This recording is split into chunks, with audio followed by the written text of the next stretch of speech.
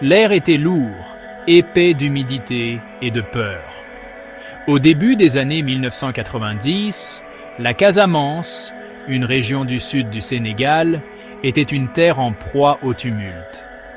Les murmures de la guerre, autrefois de lointaines rumeurs, étaient devenus un rugissement assourdissant, ébranlant les fondements mêmes de leur vie. Les champs verdoyants, autrefois symboles de prospérité et de paix, résonnaient maintenant du silence glacial, de l'incertitude.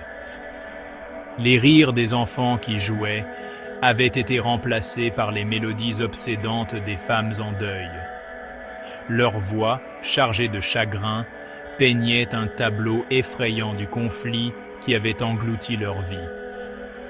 Les marchés autrefois animés, pleins de vie, étaient maintenant déserts, leurs étals colorés remplacés par la présence fantomatique de marchandises abandonnées.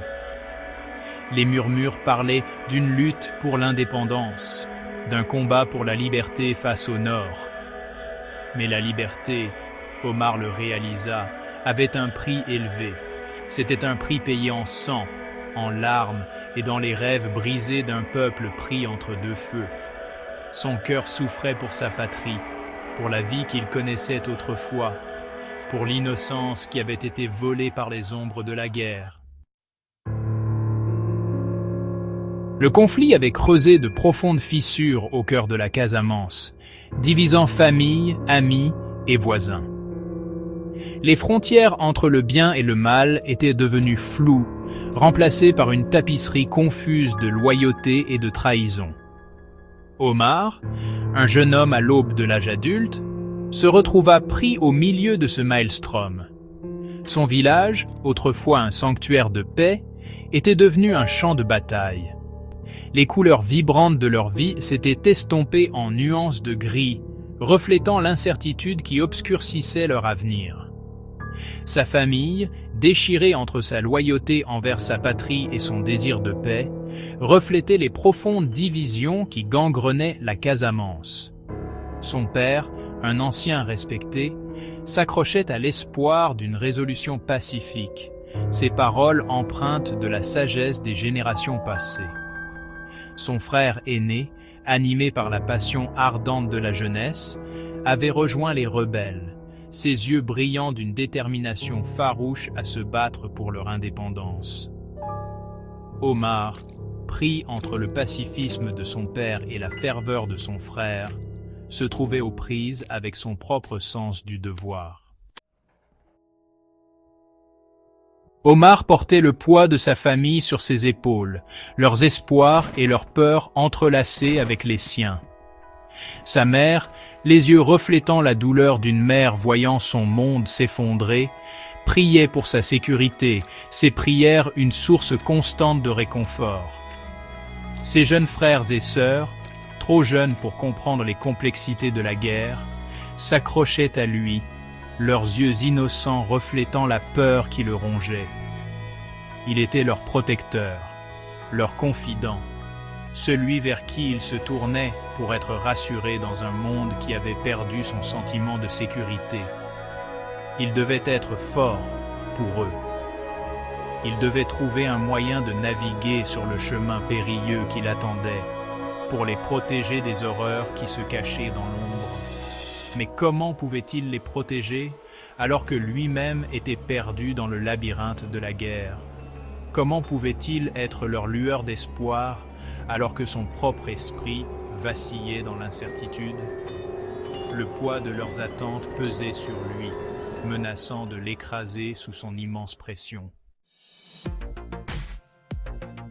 Section 4. Entre deux mondes. Omar se trouvait tiraillé entre deux mondes, la vie paisible qu'il aspirait à retrouver et la réalité brutale du conflit qui faisait rage autour de lui. Il regrettait les jours insouciants de sa jeunesse, la camaraderie de ses amis, les joies simples qui avaient autrefois rempli leur vie. Mais ces souvenirs semblaient être des photographies délavées, leurs couleurs atténuées par le passage du temps et les dures réalités de la guerre. Il était hanté par les visages de ceux qu'il avait perdus, leur souvenir un rappel constant du coût humain de ce conflit insensé. Il avait vu les horreurs de la guerre de ses propres yeux, avait été témoin de l'efficacité brutale avec laquelle elle brisait des vies, laissant derrière elle une traînée de rêves brisés et de familles déchirées. Le conflit avait éveillé une obscurité en lui, une froideur qu'il n'avait jamais connue auparavant. Il avait appris à réprimer ses émotions, à enfouir sa peur et son chagrin sous un masque d'indifférence. Il devait être fort, se disait-il, pour le bien de sa famille, pour sa propre survie. Section 5. Les visages du conflit. La guerre en Casamance n'était pas une simple histoire de bien contre le mal, de héros et de méchants. C'était une tapisserie complexe tissée des fils de l'histoire, de la politique et du désir humain indéfectible de liberté. Omar rencontra une myriade de personnages, chacun représentant une facette différente du conflit, chacun portant ses propres fardeaux et motivations. Il y avait le chef rebelle endurci, le cœur durci par des années de combat, les yeux reflétant la douleur de 1000 pertes, mais brûlant d'un engagement indéfectible envers sa cause. Il y avait le soldat du gouvernement fatigué, pris entre son devoir envers son pays et sa désillusion croissante face au conflit. Il y avait l'ancien du village, dépositaire de la sagesse et de la tradition, pris entre deux feux, essayant désespérément de maintenir la paix et l'ordre au milieu du chaos. Et il y avait les femmes, les victimes silencieuses de la guerre, leur force et leur résilience brillant malgré les épreuves qu'elles enduraient.